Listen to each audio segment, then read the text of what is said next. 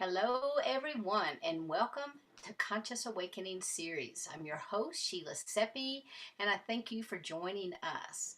Now, right now, what I'd like you to do is sit back, close your eyes, take a deep breath in, ground yourself into the earth, and I want you to breathe in the gratitude for this now moment. Now, as you take another cleansing breath in, I want to share a few words. It's actually words to a song. It's called I'm Amazed by the Wind, or the church bells ringing, and the cry that's heard from each living being. So sweet and pure, my heart is sure it's the sound of angels singing. Sweet and pure, my heart is sure it's the sound of the angels singing. I am in awe of the hand that keeps life spinning. With every end comes a new beginning. So sweet and pure, my heart is sure it's the sound of the angels singing. Sweet and pure, my heart is sure it's the sound of the angels singing. It's the sound of the angels singing. So just take another deep breath in. This is a song called It's the Sound of the Angels Singing, words and music by Jackie Carley. One more breath in and out, and open your eyes and step into the magic of our time together. So welcome back, everyone. Now, the reason that I started the show with this poem is because our guest today, Phyllis Anne Douglass, has been surrounded by angels since she was a little girl. She's experienced them as guides, as teachers, as protectors, and she is a hybrid of many different multidimensional experiences, including first and foremost the seraphim. Her highest aspect is Archangel Sandalphon. She is a direct conduit for the consciousness of the Elohim, and she offers transmissions that are an intelligent transfer of energy from higher realms of consciousness as encoded sound, frequency, and etheric constructs. Now, the pure divine essence that's being transmitted through her voice energetically emanates, I can't speak this afternoon, emanates and movement of the angelic language of light. It activates your true and highest potential, and it transmutes negative influences and stories throughout your life, throughout time, space, and dimension, and assists with healing on all levels, and awakens the God essence within for personal and planetary evolution. This is an evolutionary grace.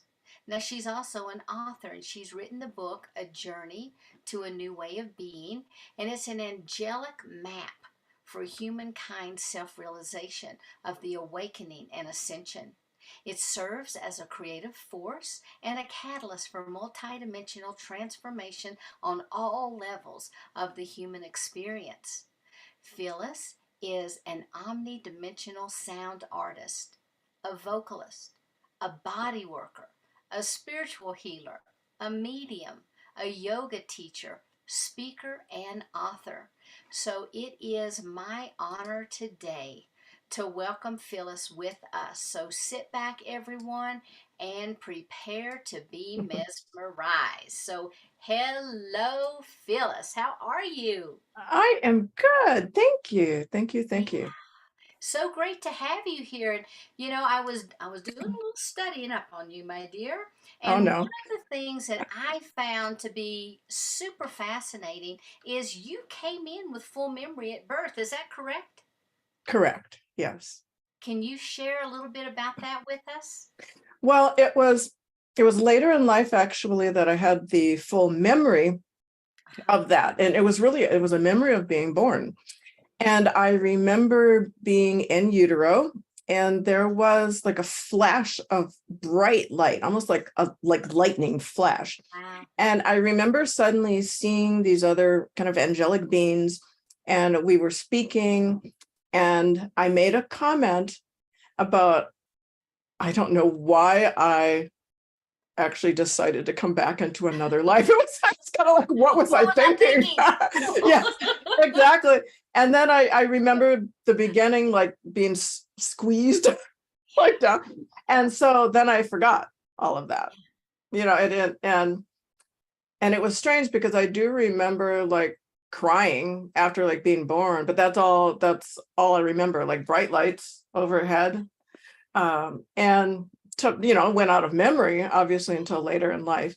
But I've always been connected, even as a young girl, as you had stated, was that I've always been surrounded by angels. And I didn't understand them as angels when I was really little.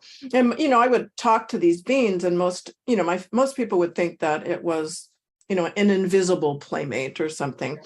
And I didn't really know they were angels until Sunday school. And I received my first little Bible in Sunday school, and they had those images they called plates in the book. And there was one that just had this, it was breathtaking. It had these beautiful angels with these wings. And that's when I realized that the beings that had been, I'd been communicating with all this time were actually angels. Wow. Wow. And they've been with you your whole life. They've saved my life a couple times even. So part of it's like, I guess I'm supposed to be here. Yeah. Well, I guess you are. I guess you are. Yeah.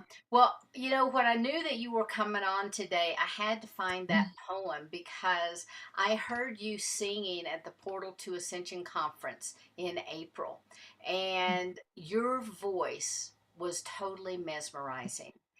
It was absolutely amazing. I hope we get to hear a little sample of it today. I don't mean to put you on the spot, but I would love to hear and to share your amazing sound with people. Also, I wanted to ask you, about the relationship that you have with the Elohim. Yeah, it had taken a while. The angels, as I stated, were with me all of my life. But in my younger years, it was really a training ground before adulthood. And, I could see and speak with spirits. I began to sleep with a blanket over my head and a flashlight. I never told anybody that this was happening, but it just seemed like, for some reason, I kept quiet. But I think there was that knowledge in the back that this isn't really something to be spoken of. But for me, it was almost like it was something that had to be endured, for at certain points in my life.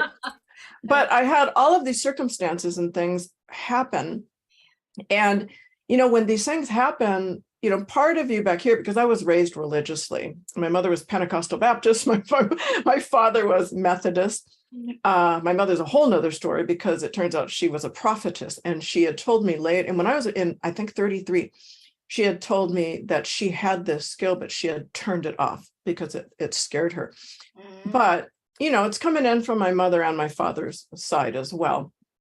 And so as this progressed, I had to go through all of these experiences, which, both positive and negative entities and so forth. And I asked about this in later years, and I was told that in order to really truly help other people to heal and to recognize their truth, I needed to understand the true reality of existence. It's just not what you're seeing in this physical reality. There's the non-physical reality. There's the multidimensional aspect. So I had to learn that at a very young age through these controlled experiences that they provided for me. It's like, wee, thank you. But I have to say that was, that brought me to a certain understanding that all of the strange experiences I've had, I didn't say, oh, I made that up. Oh, I'm crazy. I knew they were real, but there was still a part of me that didn't want to know that, didn't want to understand that, throughout my life. And I had, what people call light language. I don't really care for that term, but people know what light language is. And I spoke light language as a child, and then I stopped for a long time. And they just thought I was making up a language or something. And then I realized, no, I was speaking light language as a child.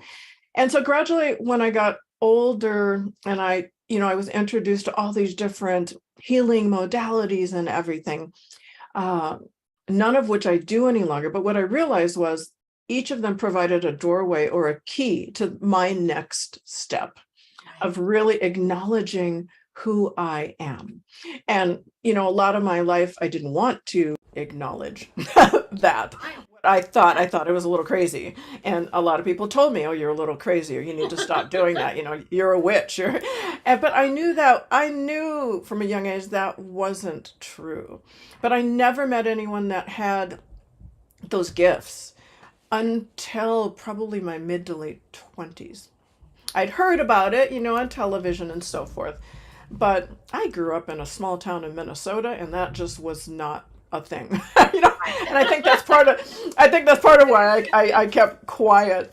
Yeah. But eventually, when I started to offer healing sessions with people, at first it was Reiki. Um, but the vocalization, so that emphasis, it started to come in. First and foremost, for myself, the use of the voice was if I was frustrated or something, or sad, it would always kind of come up. It would rise up. I would sing. I would sing these tones, and immediately I would realize that it was like a self-regulation of my nervous system, Mm-hmm. and it was calming. And so I had continued to do that until even later I was working with a client, and the angel came in and said, we're going to have you begin singing to your client. And I was like, oh, that's new. So I remember leaning down and I whispered in her ear and I said, apparently, I'm going to sing to you. And so she was on board with that. She's like, okay, Yeah. whatever. That's good. She didn't get up and leave. She knew That's she right. knew I was eclectic, right? She didn't really know what to expect anyway. So Right. so There you go. so I did begin to kind of sing to her as I was working, and I just remember she was awestruck. Right? It was just kind of like she goes, "I that was probably the best session I have ever had, Right. from you and anyone else." She goes, She said that the vocalizations and the voice, she said, were so penetrating and seemed to elevate the work I was doing. And she'd never experienced anything like that. And that's really when I stepped truly and fully onto the path that's led me to today. And so it has become, gradually I got more and more information as I actually embarked upon this path of the work, like where it was coming from and so forth. And I always knew the angelic aspect of it. Later years, I knew that I was part human, part angel, which is why I have that deep affinity, that connection. It's home to me. They are always here. It's not like I have to go through any type of ritual or anything to connect with them. And so that's really the way it began. And the more that I really started to do the work, the deeper and more intensified, enhanced it became, to now I do what I call the Elohim transmissions. Mm. So it's funny, there's those little spheres of light that are floating. I I see see. those. I'm like, what is that? I can't wait to see the replay. Yeah, no, that was a being. Yeah. Yeah, I'm in my little office space, which is very sacred to me, and there's always beings here. Mm-hmm. Uh, they're helping. I called them in. So yeah, that's really the way that it began. And I used to be a sound healer, and I had 9 gongs, I had bowls singing, all of this stuff. I hauled them around. I did all of this, and then gradually it was like it got smaller and smaller. It was just this urge. It needs to be more cohesive. I need to have my orchestra. It needs to be aligned and in sync and entrained with who I am. So I sold all my gongs, and I still have bowls and things, which I use for myself and various things, but I don't use them. It's like, Elohim said, you're the instrument, right? You don't need anything else. You are the instrument. Your voice is the catalyst. Your voice is the carrier of these the encoded frequencies, the vocals, which are like seed syllables of light. And so I'm creating these vocal constructs as this energy is coming through. And that has really been my gift that has expanded and been elevated. It's amazing. Would you grace us with a song right now? I can. Yes, that's why I have my That whole setup. I Um, was hoping so. so how long do I have? You know what? Let's go for 30 minutes. You want to Oh, do so I've that? got some time. Okay, so that We've will got get some that'll time. allow them to do a full transmissions, because there is Yes. like a beginning and a middle peak, and then there's an end. And and then they'll, as soon as they let me know, um, what the transmission is going to be. Let's see. Okay, folks. So get yourself comfortable, sit back, listen with not only your ears, but listen with your heart because you are in for a treat.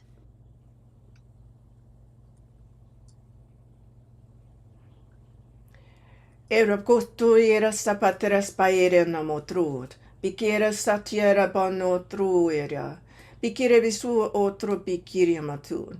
We are now on the beginning cusp of the Lion's Gate portal.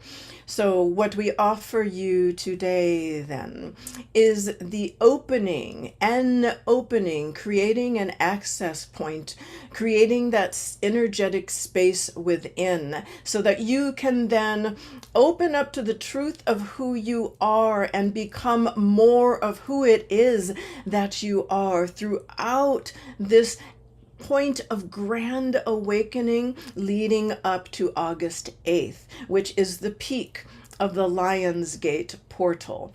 So we wish to provide this opening for you today that you then may begin to build energetically to this point.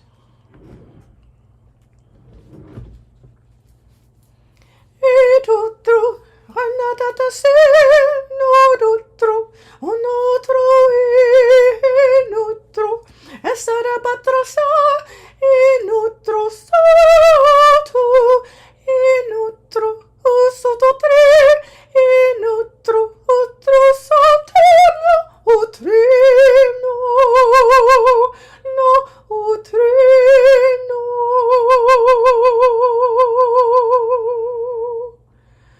Ita note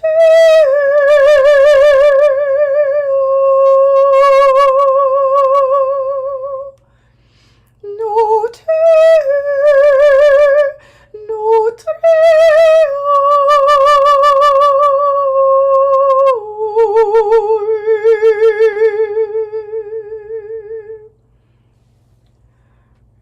et autre solo trinotet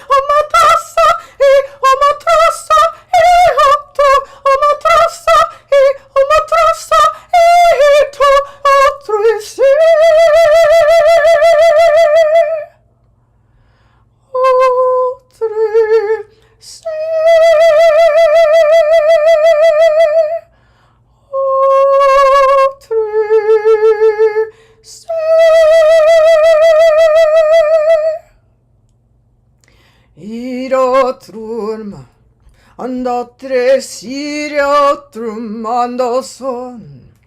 Iro tramayan tieri sirium, anamotrarie ku.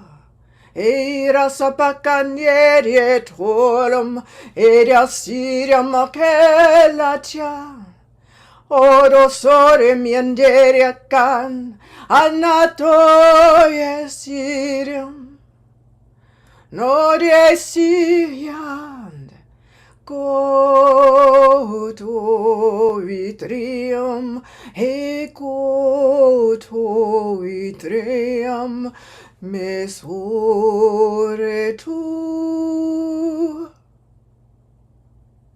Kiremo motoro soya hiria, pegara tutra soya tito, kerma troyera yo sud. Hondaria surondo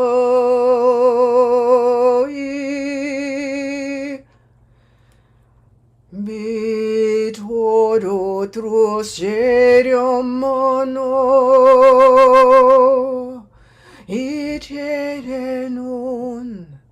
itere non messi choro trombre shiria trombre oyerein oyerinte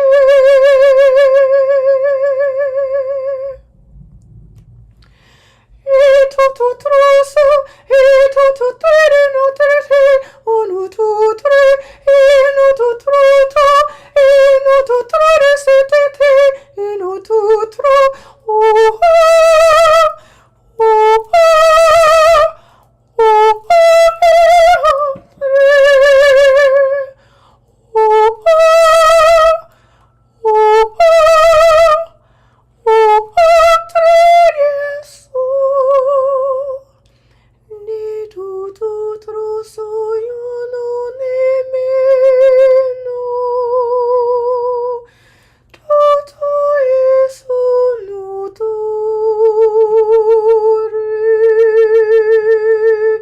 Tutore su no re no tu iria no brino tu me no tru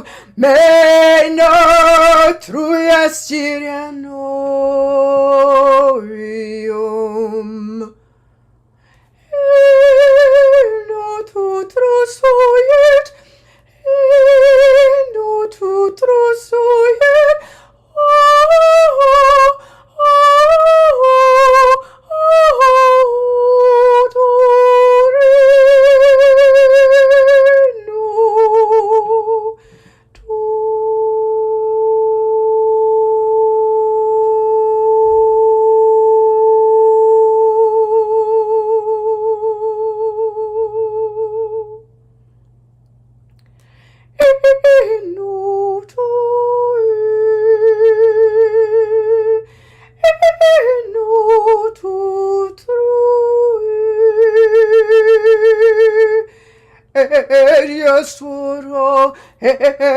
Esure to nutrei, no.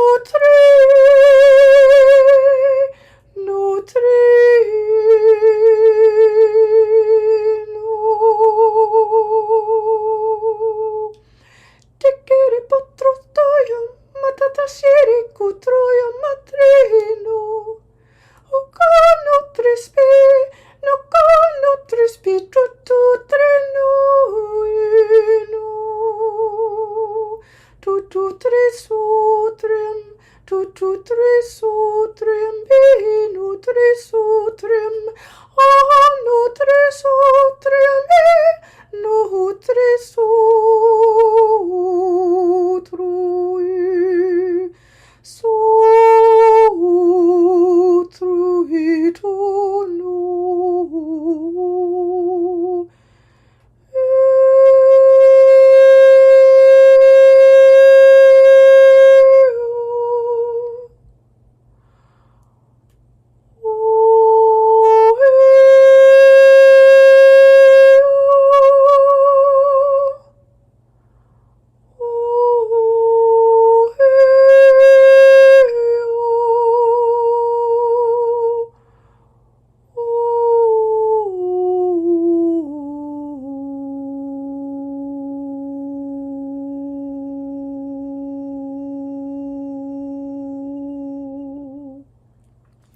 Pigere matuye matrosirem, karamano tu chire pun, kirma matrepe kire sutrone.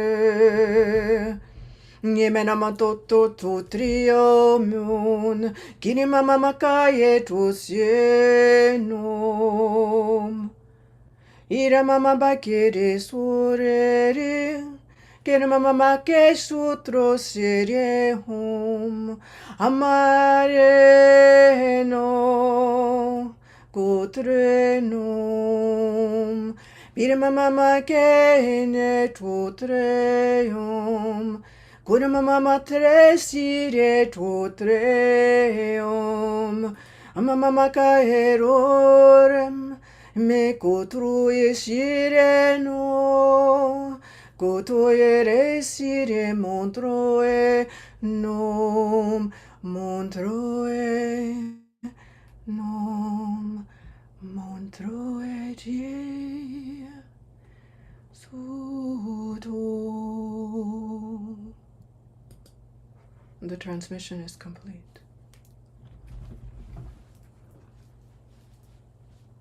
I almost feel like I don't want to speak. Feels very, very sacred. And thank you so much for sharing.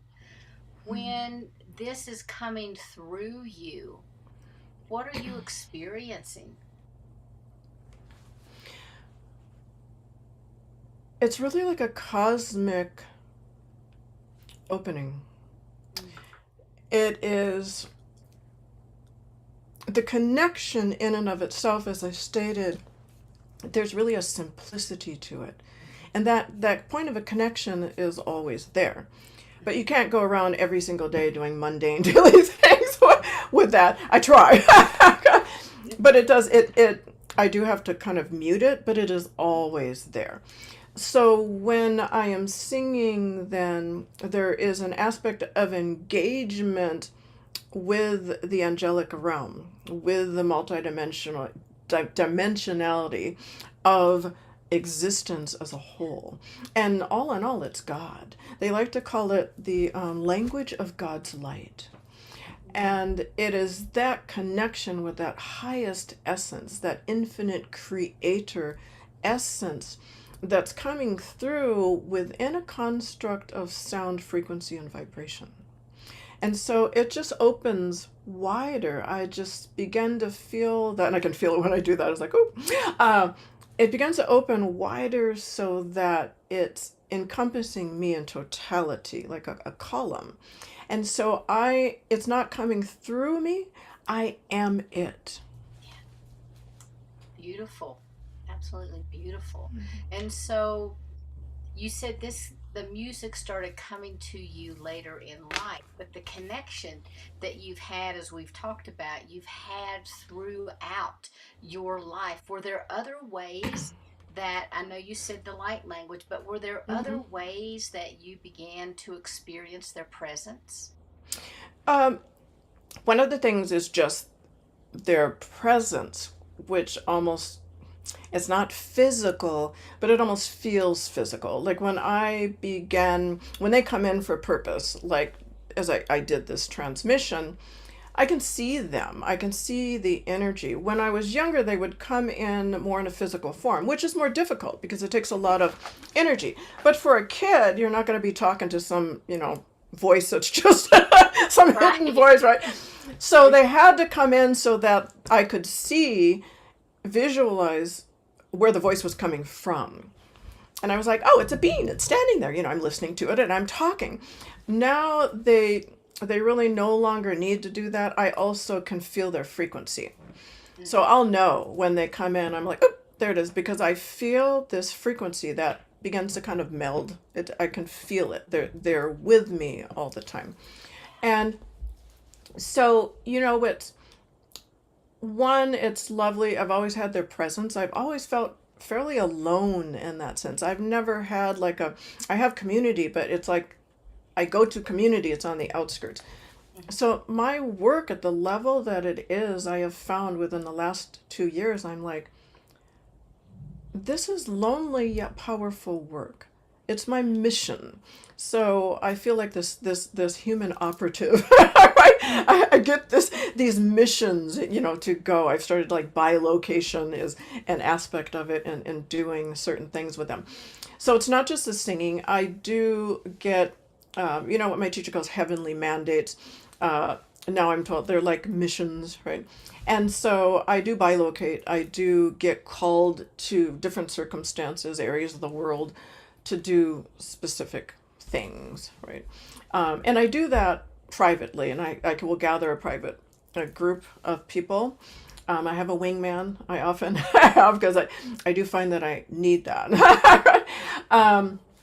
The most recent thing I can say now is like a couple of weeks ago, I actually activated Göbekli Tepe in southern Turkey. And I've known for several years that I was to activate it. The Elohim calls me a transcendent key. So I can't remember remember that movie, The Fifth Element? Uh-huh. They gave me that woman that was the key, right? They said, that's you. And I was kind of like, well, I hope that I'm not going to come to that ending exactly. Right. But yeah. But it was, because I love that movie, it was really an understanding of the work that I do, which is why I do the mission, the private mission work as well. And I've got one coming up. So I do that work as well. There's also an aspect of kind of self-healing. I don't know that I could or would want to, I'm not sure how to say this, would want to exist in this physical form and be on this mission as just not acknowledging the spiritual aspect of me. Because through many lifetimes, I have transcended. I've been, ascended or what have you. And so I would have a really difficult time. So I had a really difficult time in younger years when I, kind of pushed the spiritual aspect aside. It was very tumultuous. And I had just things, right? And it was really difficult. And then it was kind of like the spiritual aspect came back. But I always knew the angels were there. But for whatever reason, they gave me time to just be human. And kind of my, late teens, early or 20s. And then it was like, all right, she's had her fun. And then it was kind of like they were more, I could feel them though. They had stepped back a little bit. And then if I ever they thought I was going to be in trouble, they came in and they fixed it. They were like the fixers. It was pretty funny. And I remember I was in grad school, but this was in my very early 30s. I went to grad school. And I was just coming back into the whole spiritual thing. I was like, I am not fulfilled. I am looking for a church. I bounced from church to church to church. I couldn't find my place. I couldn't find the proper fuel and feeding of Phyllis. I tried so hard. And where I grew up and everything, there just weren't spiritual classes, and religion was religion. I mean, it wasn't the non-denominational, open-minded, whatever. And I didn't find that till my early 30s. But I remember being in grad school, and stuff happened to me, and I'm like, it just happens to me. But there was still a little niggling part of me that didn't believe it, or just thought I might be a little crazy. Because I wasn't really using it to the full effect that I am now. I wasn't being it. I wasn't existing as it. And I was going down to visit a friend, and there were a very long, steep cement staircase. There was a railing. I don't know what happened, but I was kind of tripping along, and I took a step. I missed the first step of the staircase. I remember I started to fall. I didn't get very far. When I was I was wrapped in this like electrical blue light, and whoop, next thing I knew, I was released from the blue light at the bottom of the stairs. I remember coming out on the same foot I took the first step, but apparently I was going to miss a step, and I probably would have died because, and I was just like, I was at the bottom, and it was so funny because I knew I'd been saved. I knew what happened. I just turned around and looked in the midst of nowhere, and I screamed, "Thank you!" And I ran into the building. I was like, okay, thank you, but oh my God. And then I went in, and it was just like, I couldn't explain that to my friend. Because it was just kind of like, I just, I couldn't Explaining the explain. miraculous is hard enough, but explaining the miraculous to people who are not resonating with that or have never experienced that, it's really Mm-hmm. hard. And that's one of the reasons why I really appreciate you sharing all of your stories, because there's so many people out there, they're just kind of like, they're waiting for permission to speak their truth. They're waiting to feel support that they can Mm-hmm. fall back into it if their families don't believe them, or if, their families even are like, okay, that's enough. Just be quiet. Or even with Mm-hmm. their friends. And a lot of people feel that way. And so, having shows like this to allow people to know, yes, angelic beings are real. Yes, Mm-hmm. angelics could possibly be with you right this very second. That little hand you feel tapping you on the shoulder very well could be your own angel. I think it's very important for people to have permission Mm-hmm. to be able to accept and to speak their truth. And that was really it. And many of my clients have that same mindset. Yeah. And that was a difficult thing. A lot of people do grow up under religious persuasion, so to speak. And I I always, for a long period of time, as I was growing and seeking, I always would seek external validation Hmm. because I would think, oh, this happened. Did it really happen? Oh my God. And I would tell someone, they're like, oh yeah, that happened. I'd be like, oh, thank you. And, I kind of went on and that way. But there comes a point, when I talked about being alone, I'm alone in physical form, but I'm not alone. Because the Right. angels are like, you are not alone. I've got a whole contingency around me kind of all the time. And I'm like, but you don't get it. I'm a physical being. I'm in a human form. I want friends. I want people around me that understand who I am, and and they're like, well, so then it was like, okay, look, they provided community. I've never, community that I can come in and out of. But often, I have to be honest with people, sometimes the work is a lonely affair. And you have to seek community. You have to find those communities outside maybe your family. I mean, my husband's really supportive and all that, but he jokes and says, I don't have a spiritual bone in my body. He doesn't understand, but he totally respects what it is that I do, whatever that is, right? And so he's always been supportive of it. But a lot of people don't even have that. And so a lot of people have to put it aside. They have to put their true gifts and passions aside because there are people commanding them to be someone other than who it is that they truly are. And sometimes you just have to step out of that situation. But I think for any of those people, community is the key. Finding some, and now we're so lucky because we have community online, right? Yes. I'm involved with a couple of different communities. And when I need to be, often I'm there. But when I'm called and I'm really feeling that pull to my own work, I'm not, right? Right now, I'm kind of in the I'm not aspect because I've got a lot coming in. But the more that I really truly understand and acknowledge the truth of who I am, Hmm. and it's fantastical. A lot of the things that happen to me are said to me and all of that. And I finally crossed that pinnacle point where like I'm okay, I surrender. I I get it. Okay. I understand this is who I am. Bring it on. It's just like there's comes a point when you can't just continue to deny what's Right. in front of your face. Absolutely. Because everyone in this lifetime, this is an auspicious Hmm. lifetime that people are in. Everybody here now and everybody born into it is truly here for a very specific purpose. Yes. And, part of that is really to help humanity and the planet ascend. Well, the planet can ascend without us. She's Right. just struggling to she's trying to ascend with us in tow. But there's a lot of us kicking and screaming, and I can understand that that's a load. So, she's gonna go with or without us. That's kind of what she told me. I talked to her often, um, and so there's really those energies coming in. So this is a time of awakening where people can't turn away. any longer. And if they turn away, they are away. There's just Right. really, you're either here, you're coming here, or you're there.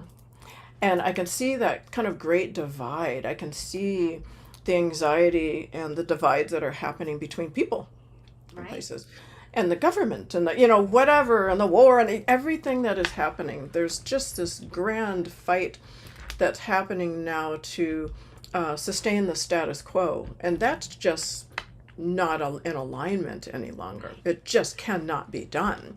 Yet people will fight for that. Yes. But there's also those who are fighting for it to be different.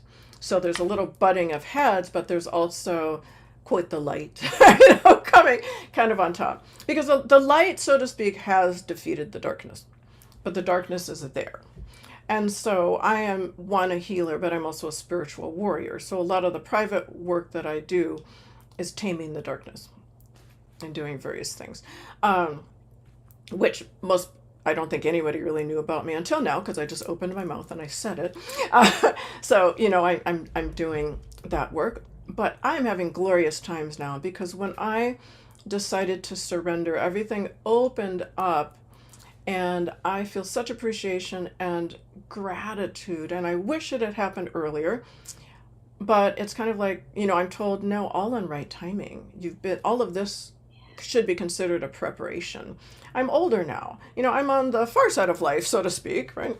And not that I'm old yet, but I'm Right. older. And I'm Right. kind of like, well, I could have been doing a load of stuff. Boys, look, you think about what I could have been doing had I known or been able to do this earlier.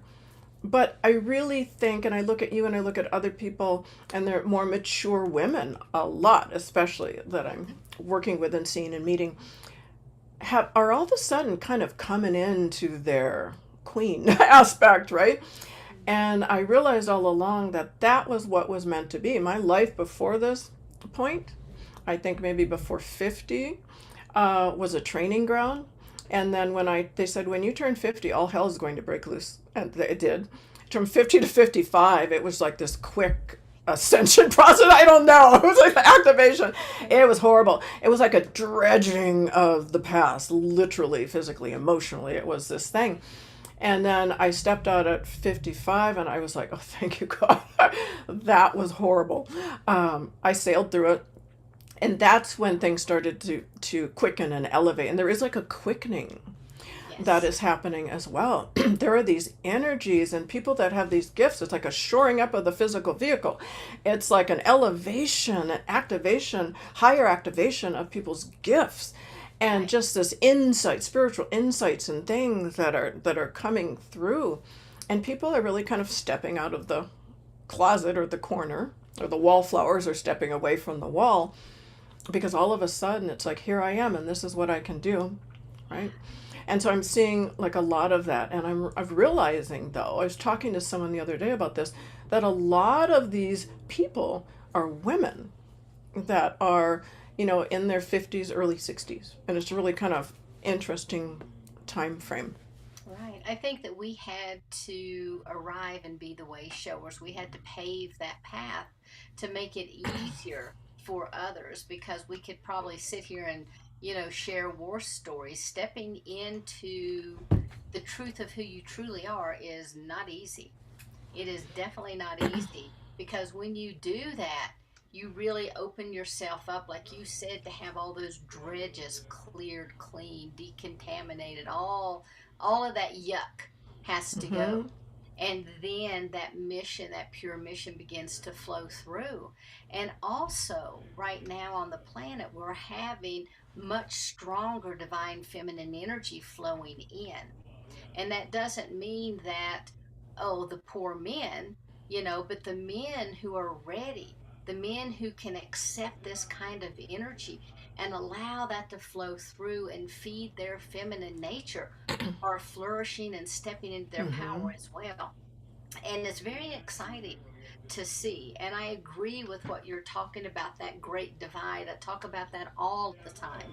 And there are people that now, there's even divisions within families, and they're just starting to drift away. Mm-hmm. And, I was told by my collective, a long time ago that we are already moving in that ascension path. We are already in that process. But as we ascend, there's not everybody going to go with this round. Everybody's going to get there. It's not a race. People don't need to freak out, but Mhm. there are a group of people that are ready to make that transition with Gaia. And that will be happening, I'm firmly believe, in our lifetime, or if not our lifetime, well, I believe very quickly. I I believe, keep hearing, yeah, it's going to happen very quickly, and I keep yes, hearing that, and a lot of people are speaking of that, like on the internet. I'm finding different things, but the angels have told me, Elohim, that it's kind of like there's this divide, but I envision this bridge, and it's like as it gets wider, people are still able to cross the yes, bridge, and yeah, that's the vision that they give me. And really, it's about the willingness to let that stuff go so that you are liberated. yes, It's been like, I think it was like last month, I went through my full liberation of like those last little things, that's that, right, that's right, and life just totally changed. And for a while there, I was like, did this change for the better? Because, when you do that, when you are fully liberated, when you step on board the train, so to speak, it's like a whole nother thing. And energetically, it is. I'm getting used to kind of living on the cusp of the world as I feel it, with all of this happening here, and then still, anchoring into the physical vessel. It has been a difficult, interesting, and beautiful yes, process that's been absolutely, happening. But you were absolutely, talking about family and so forth. I have changed so many times. Like I would get, climb the mountain and I'd get up to that plateau, and everyone that had been traveling with me, boom, gone. I was just like, wait. that's And, right, friends and clients. And so then I'd climb up to the next plateau and I'd be doing this stuff, and I would build a whole nother audience and group of clients and friends. And I would get to that plateau, and then boom, everybody was gone. And I got so tired of that happening. I was kind of yes, like, do I ever get to the top of the mountain and peeps are up there with me? No, but they just, right, just go boom and they disappear.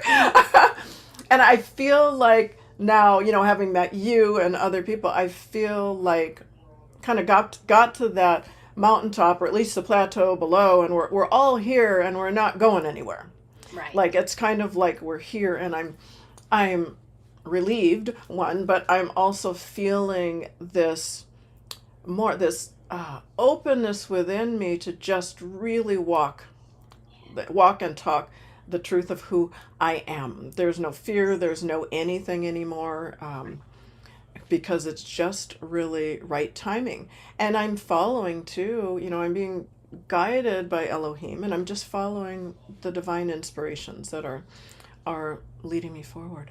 that's beautiful. I want to circle back real quickly. Can you tell us a little bit about your book? Oh yes, it's called One, ONE, and then whatever the rest of it was. I'm sorry, I just totally left my brain what it was That's called. okay. The book. The book, Journey to Awakening. It's on my website. It's so funny, and I'm beginning to write kind of a second half, so it'll be a second book.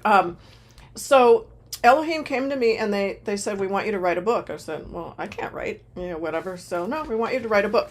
So the book itself has 78 images, and below each image is a just like a invocation, a prayer that's related to the image that's written in light language. So there's 78 images. So over time, I drew all of them. It just flowed through me. And what it was I needed to go through this journey as I wrote the book so that I could come out the other side. And then around all of that was created this book. So there's 78 images, and you would look at the first image, you would go in, it's like a journey, or even like a shamanic journey or something. It's a journey from the first image to the last image. So you would hold an intention, and then you would go through the images. And I said, well, there are people that maybe need another stimulus, an emphasis, and a sound would be good. So they had me record an audiobook. So there is a corresponding audiobook, which is free with the book. And it is me in this angelical light language. The angels are reading each of the pages. Mm. And so now you can listen to the audiobook and look at the images. It'll say page 1 and read it, and page 2. And you can go through. So it's this whole full sensory experience. And you hold an intention or to heal or transform something in your life. So by the time that you get to the end, then you've gone through that full process. Beautiful. Absolutely beautiful. So, as we begin to wrap up, can you share your website with us? And also, if you have any parting words that you'd like to share with people, if you could go ahead and give those as well. Yeah. So my business name is Evolutionary Grace. So you can get to me through evolutionarygrace.com or via my name, Phyllis Douglass with two S's, Douglass with two S's.com. So both of those go to my website. So my website is the best place to go because it's got everything, calendar of events and so forth. And I've got a lot of events up there, and I'm going to be doing more online events because I have clients and students all over the world. So I just started Evolutionary Grace School of Mystical Arts, that all of my teachings are under. So all of that is accessed via my website, including my book. There's links there. And to my vocal alchemy music, I have a Bandcamp channel, and I have music available, and all of the music is like a form of transmission. It's all created with Elohim. So Bagarba sotto me vira basi bikira sotru sibia manara butri bikiri satutri bikira. We are so privileged to be with you today, and we are honored that you have invited this one onto this show. You do such extraordinary work, and you bring forward such extraordinary talents and people that are doing these beautiful works that are helping people to awaken, to heal, and to ascend. And we congratulate and honor you for that. So we thank you for allowing us to step into this space and to share then with Phyllis the work that she is doing, or we are doing together. Yes. And I would like to really share that the key thing is that you really have to trust, and it's not just trust and higher guidance other people. The very first and foremost thing, and the realization for me was, you have to trust yourself, because if you can trust yourself and what it is that you're doing, your actions, your thoughts and your actions, nothing else matters. I finally got to the point where I don't care what other people think of me, right? Because I'm here, I'm here to be me. And first and foremost, I thought it was selfish to think I'm here for me. But you are here for you, first and foremost, to have experiences of your divine self in this physical form. And that's all about you. So it took me a while to, it's experience after experience after experience. And the final experience is when you transition back to your original form. But you cannot take ownership of your experiences. I was thinking, well, I'm a mother, I'm an author, I'm a healer, whatever it is. And they're like, well, no, you're not. And I was like, what do you mean? It's you are experiencing, you've chosen to experience being a mother. You've chosen to experience being a musician, experience being an author, and so on down the line. Those are experiences, and do not allow the experiences to take ownership of who you truly are. Which means that in each and every moment, exists unlimited possibilities. And if you are living in this present moment, you can access those unlimited possibilities, change your life, change your trajectory, change direction, make a new decision, whatever it is. You are the creator of your life. And it is all up to you in this present moment. This present moment is a reflection of the future. The future doesn't exist yet. It's unlimited possibility. The past doesn't exist now, because you're here in this present moment. And the only reason the past is here with you, if it is because you are holding on to it. And so we need to let it go. We need to allow ourselves to be who it is that we truly are, and to be liberated from the past, and to be liberated from the cords and the ties and the contracts and things that we've written or people have written for us. And we just need to drop the fear and create excitement instead. And just live your life and be who it is that you are or you want to be, irregardless of what other people say or do. That's that's the best that you can do, right? Absolutely. How beautiful. Well, thank you so much for being here Mm. with us. Thank you for the beautiful transmissions and the sound and the vibration. And I look forward to having you back again. Thank you so very, Yes, very thank you so much. very much. Such an honor to be Thank here. you. All right, folks, another episode, another great, great experience that we've had together. I want to thank you all for being here, whether you're watching live or whether you are watching us on the replay. Thank you, thank you, thank you. I'm Sheila Seppi. I'm your host for Conscious Awakening series. And until we're back together again, namaste. Mm. Much love, everybody. Thank you so much. Have a blessed day.